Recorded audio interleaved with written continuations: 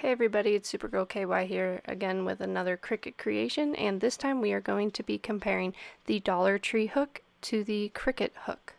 And to do that, we will be making these adorable little jars with some beach sunglasses on them. To make this design, what I did was I went to images and I searched sunglasses. And I just continued to scroll through the various options until I found the sunglasses that I wanted, and I chose these because they had some complexity to them, which meant I could test various skills of the hooks, and I just kept the size and I changed the colors. Once that was all done, I went ahead and clicked Make It, and I adjusted the vinyl and then went ahead and had the Cricut cut it out.